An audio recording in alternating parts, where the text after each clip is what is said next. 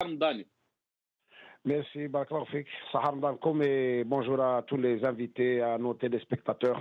Le 20 avril, 41 ans après, donc 20 avril 1980, mais 20 ans après les émeutes, les événements donc de 2001. Quelle lecture peut-on faire du combat pour la mazirité identitaire, mais aussi pour un combat pour la démocratie et la liberté? Tout d'abord, mes hommages à toutes les victimes de la répression et toute notre gratitude envers tous les militants qui ont sacrifié pour certains leur vie, pour d'autres une grande partie de leur vie pour ce combat. Bien sûr, dès qu'on évoque le 20 avril, c'est une date qui nous remet d'abord dans le combat, dans l'émotion. Et le 20 avril, c'est à la fois un point d'arrivée et c'est un point de départ. C'est un point d'arrivée de lutte acharnée, de lutte importante qui ont été menées par des militants politiques dans la clandestinité, parfois au péril de leur vie. Certains ont été même emprisonnés, pendant que d'autres ils ont été tout simplement poussés à l'exil. Et s'exercer dans la clandestinité n'était pas une chose facile du temps de Boumedienne aux années 70. Après 80, une des choses les plus spectaculaires, les plus importantes des événements de 80, c'était pour la première fois la revendication identitaire démocratique a été portée sur la scène publique. On ne peut pas le sentir aujourd'hui parce que nous l'exerçons naturellement sur la scène publique. Mais à l'époque du parti unique, où pratiquement il était interdit de s'investir en politique, d'émettre un quelconque avis contraire au discours officiel, des hommes et des femmes ont bravé cet interdit et ils ont porté haut et fort les revendications à la fois identitaires et démocratiques. Ils ont insisté, et c'est très important de rappeler cela, ils ont insisté dans les déclarations du mouvement culturel berbère sur la nécessité de promouvoir, de défendre le pluralisme linguistique en précisant, voilà le génie de l'Algérien, le génie des combats menés par des Algériens, en précisant que nous exigeons la reconnaissance de l'identité amazigh, mais également nous revendiquons la promotion des langues populaires, et ils ont bien inscrit dans leur déclaration, en citant la promotion des langues populaires, l'arabe populaire et la langue amazigh. Bien sûr qu'on ne pouvait pas imaginer une telle revendication qui est indivisible de deux principes fondamentaux. Le premier principe est que ce droit est un droit inaliénable, qui est un droit des droits de l'homme, mais également, ce droit est intimement lié à la nécessité de créer les conditions de la démocratisation du pays. Donc, et le régime, M. Karim Tabou, le régime, il a essayé de jouer avec ça aussi. Il disait que ce combat ne concernait qu'une région, alors que vous êtes en train de dire que le combat, il était identitaire dans le cadre algérien, mais aussi pour la démocratie.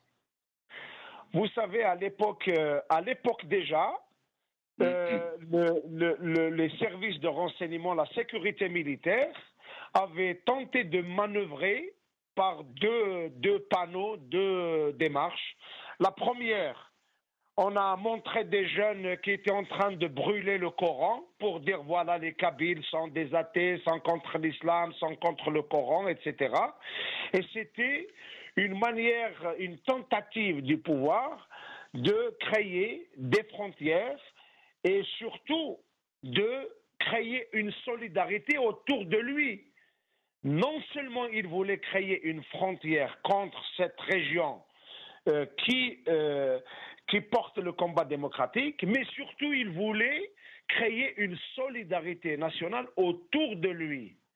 La deuxième, souvenez-vous, de cette fameuse carte géographique qui fut diffusée dans un théâtre digne de théâtre de Dahdouh, qui montre les frontières de l'État kabyle et que, soi-disant, le mouvement était porté par des séparatistes qui voulaient porter atteinte à l'unité nationale et qui voulaient en même temps porter atteinte à l'islam. Bien sûr, un des fondements sur lequel est basé et fondé le régime algérien, en plus de la puissance des services de sécurité, de la violence, de la corruption, un des piliers, c'est le régionalisme. Le pouvoir a toujours joué sur le régionalisme, sinon les régionalismes. Vous savez, on a traité d'une manière violente les problèmes qui sont posés par la communauté mozabite Ghardaya. Et pour revenir à notre sujet, donc la Kabylie a subi également ce traitement policier, de brutalité, parfois même d'assassinat. Et jusque-là, il y a des crimes qui sont pas encore élucidés, qui sont liés à des militants. Moi, personnellement, je m'interroge toujours comment, dans quelles circonstances est mort, est décédé Mouloud Mamri, dans quelles circonstances fut assassiné Alim Sili, et dans quelles circonstances fut tué Kamal Hamzal. Et toutes ces questions-là montrent bien que les manœuvres du pouvoir étaient toujours là et qu'à chaque fois qu'un mouvement porteur de revendications démocratiques qui ouvre la perspective pour le pays de se sortir du sous-développement, de se sortir du parti unique, de se sortir de la puissance du pouvoir qui a fait des maillages dans toute la société. Et voilà, un des terrains dans lequel se déroulaient ces luttes également, c'était l'université. L'université n'était pas également à l'abri des tentatives du pouvoir. Et d'ailleurs, souvenons-nous du temps où on faisait délivrer des cartes d'étudiants aux agents de la sécurité militaire et qu'on inscrivait dans tous les instituts et qui sont dans toutes les cités et qui remplissaient des rapports qu'ils faisaient arriver au pouvoir central et en conséquence qui surveillaient le moindre mouvement des étudiants.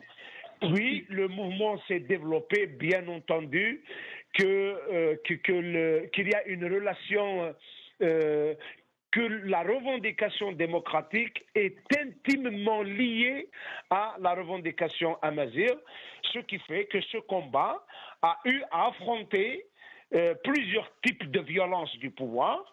Et en 2001, le printemps noir, et je profite de l'occasion pour rendre un hommage à toutes les victimes et également soutenir toutes celles et tous ceux qui sont sortis de ces événements avec des blessures et parfois des traumatismes indélébiles, ineffaçables.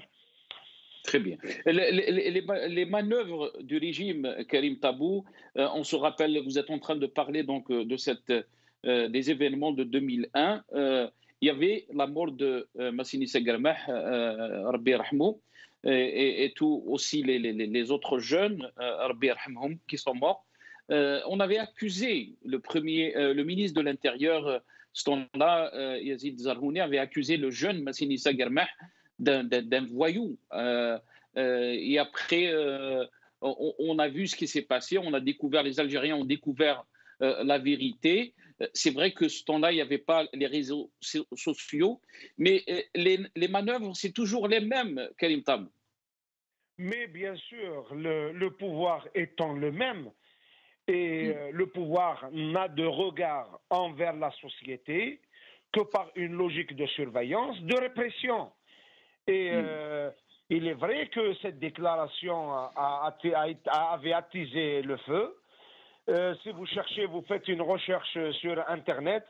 Moi, personnellement, j'avais également rendu la monnaie de la pièce à l'époque à Zerhouni en lui disant vous êtes un voyou politique parce que vous n'avez pas le droit de traiter un jeune lycéen qui n'a fait que répondre à la convocation des autorités de la gendarmerie et qui se fait assassiner à l'intérieur de la brigade.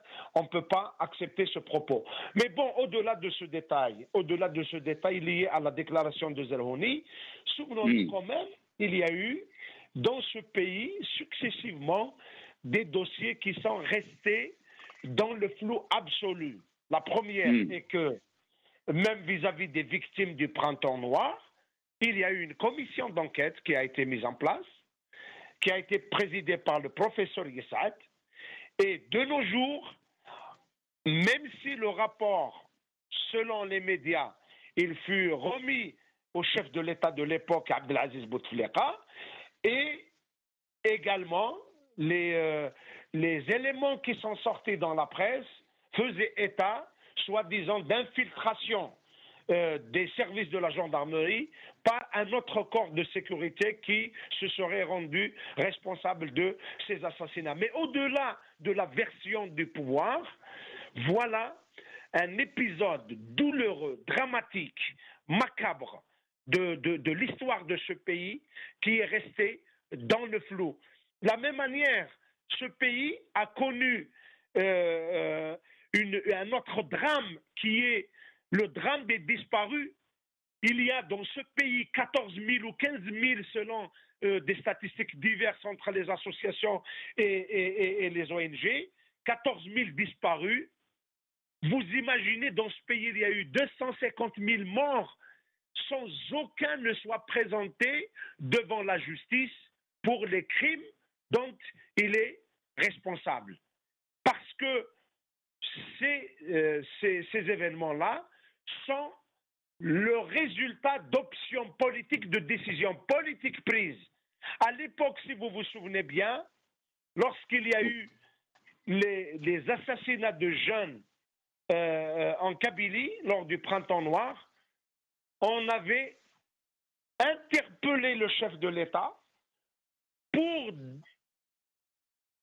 prendre une décision d'arrêter de tirer sur la population, et s'il ne prenait pas la décision, l'ordre à tous les corps de sécurité d'arrêter de tirer, il devait assumer la responsabilité des assassinats de ces jeunes.